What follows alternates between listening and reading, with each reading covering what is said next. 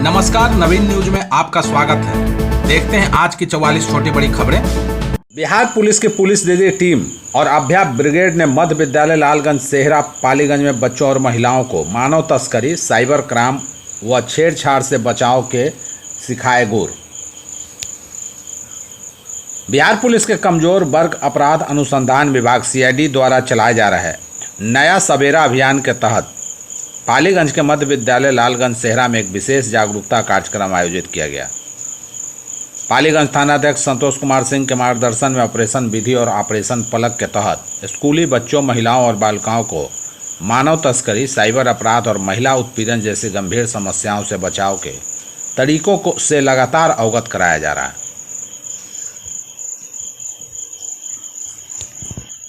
Police दीदी team लगातार school, college और सार्वजनिक स्थलों पर अभियान चला रही है। इस पहल का मुख्य उद्देश्य महिलाओं, छात्राओं और बच्चों को उनके कानूनी अधिकारों, आत्मरक्षा के उपायों तथा सुरक्षा से जुड़े नियमों की जानकारी देकर उन्हें मानसिक और सामाजिक रूप से सशक्त बनाना है।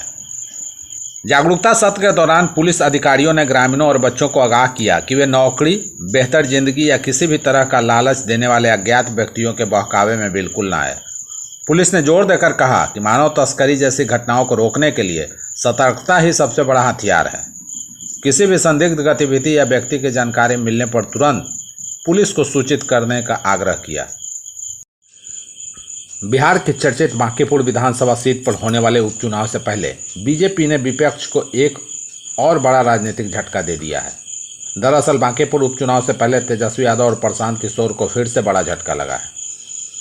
बीजेपी प्रदेश कार्यालय में आयोजित मिलन समारोह में राष्ट्रीय जनता दल के पूर्व सांसद अर्जुन राय समेत कई प्रमुख नेताओं ने बीजेपी की सदस्यता ग्रहण कर ली।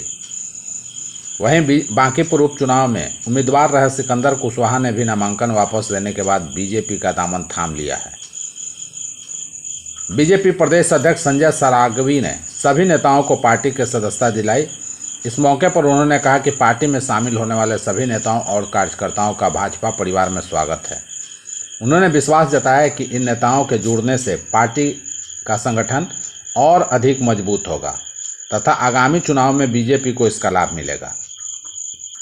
वहीं बिहार के जाने माने अधिवक्ता वाईवी गिरी के पुत्र और जन सुराज से जुड़े नेता आशीष गिरी भी बीजेपी में शामिल हो गए हैं। छात्र आंदोलन में गिरफ्तार छात्र नेताओं और प्रतिनिधियों से मिलने आइसा अध्यक्ष नेहा बोरा पहुंची बेउर जेल।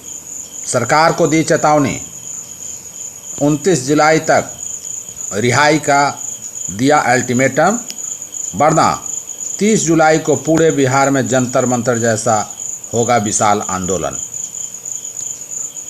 पटना में 22 जुलाई को हुए छात्र आंदोलन के दौरान गिरफ्तार किए गए छात्रों और प्रतिनिधियों का हालचाल जानने आइसा अध्यक्ष नेहा बोरा बेउर केंद्रीय कारा पहुंची। जेल के भीतर उन्होंने बंद छात्र नेताओं, विधायकों और अन्य आंदोलनकारियों से मुलाकात की। जेल से बाहर आने के बाद उन्होंने बताया कि बंद छात्रों ने पुलिस कार्रवाई के दौरान अपने साथ हुए दुर्व्यवहार और अनुचित व्यवहार के गंभीर आरोप लगाए हैं। जेल में बंद समर्थकों से मिलने के बाद नेहा बोरा ने बिहार सरकार को कड़ा अल्टीमेटम जारी किया है। 29 जुलाई तक गिरफ्तार छात्रों और प्रतिनिधियों को रिहाई की मांग की है। आइसा अध्यक्ष ने चेतावनी ऑनलाइन निवेश के नाम पर 2.67 करोड़ की ठगी करने वाला नीलमणि उर्फ राहुल पटना के राजीव नगर से गिरफ्तार। बिहार एसटीएफ और पश्चिम बंगाल पुलिस की संयुक्त कार्रवाई में मिली सफलता। ज़्यादा मुनाफे का लालच देकर ठगी करता था। पटना के राजीव नगर थाना क्षेत्र से 2.67 करोड़ रुपए की बड़ी ऑनलाइन निवेश ठगी के आरोपी नीलमणि उर्फ राहुल को गिरफ्तार कर लिया गया है। वह लंबे समय से पुलिस की गिरफ्त से बाहर चल रहा था। गुप्त सूचना के आधार पर पुलिस टीम ने चंद्र विहार कॉलोनी, नेपाली नगर में त्वरित छापेमारी कर उसे धर दबोचा है। इस हाई प्रोफाइल गिरफ्तारी में बिहार एसटीएफ की विशेष टीम, पटना जिला पुलिस और पश्चिम बंगाल पुलिस ने मिलकर काम किया है। गिरफ्तार आरोपी नीलमणि मूल रूप से वैशाली जिले के अराजी शहबाजपुर का रहने वाला है, जो वर्तमान में पहचान छिपाकर पटना में रह रहा था। पुलिस रिकॉर्ड के अनुसार आरोपी के खिलाफ पश्चिम बंगाल के हावड़ा में साइबर थाना कांड संख्या 1824 दर्ज है। प्रारंभिक जांच में पूछताछ में सामने आया कि आरोपी खुद को बड़ा वित्तीय सलाहकार बताकर लोगों को अपने जाल में फंसाता था। वह ऑनलाइन निवेश करने पर कई गुना अधिक लाभ और रिटर्न देने का लालच देता था। जैसे ही लोग उसके झांसे में आकर अपनी गाढ़ी कमाई निवेश करते, वह करोड़ों की रकम लेकर फरार हो जाता था।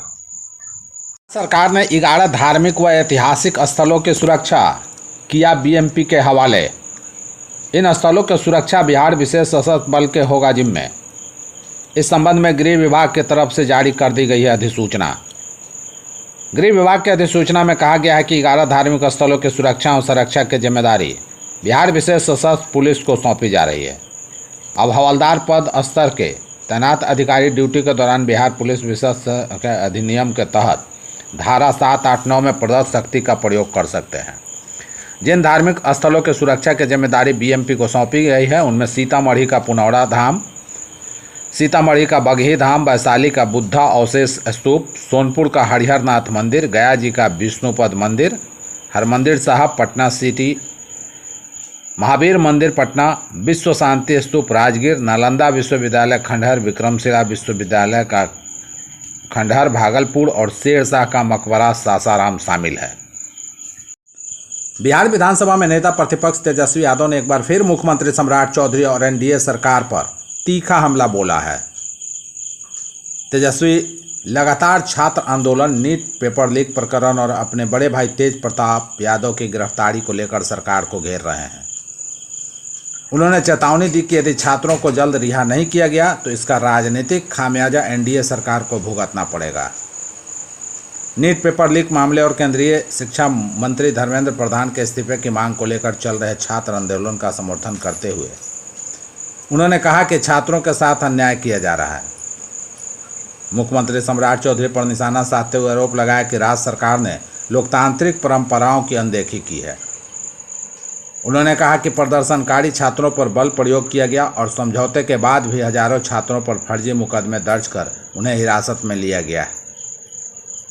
उन्होंने कहा कि पूर्व मंत्री तेज प्रताप यादव तथा छात्रों की गिरफ्तारी भी सरकार की तानाशाही रवैया है। पटना जिला के विक्रम प्रखंड स्थित पर्वती उच्च विद्यालय परिसर में पत्रकार संघ की ओर से नियमित रूप से विद्यालय आने वाले छात्र छात्राओं को सम्मानित किया गया। कार्यक्रम का उद्देश्य विद्यार्थियों में नियमित उपस्थिति, अनुशासन और गुणवत्तापूर्ण शिक्षा के प्रति जागरूकता बढ़ाना था। वरिष्ठ पत्रकार ज्ञान शंकर ने कहा कि शिक्षा समाज और राष्ट्र के विकास का सबसे मजबूत आधार है। उन्होंने विद्यार्थियों से नियमित रूप से विद्यालय आने, अनुशासन बनाए रखने और समय का सदुपयोग करते हुए निरंतर अध्ययन करने की अपील की। विशिष्ट अतिथि शैलेश कुमार ने कहा कि इस तरह के सम्मान समारोह बच्चों के आत्मविश्वास को बढ़ाते हैं और अन्य विद्यार्थियों को भी नियमित विद्यालय आने के लिए प्रेरित करते हैं। कार्यक्रम का संचालन वरिष्ठ पत्रकार अमित्रजीत उर्फ बौल जी ने किया, जबकि धन्यवाद ज्ञापन पत्रकार अजय कुमार ने किया।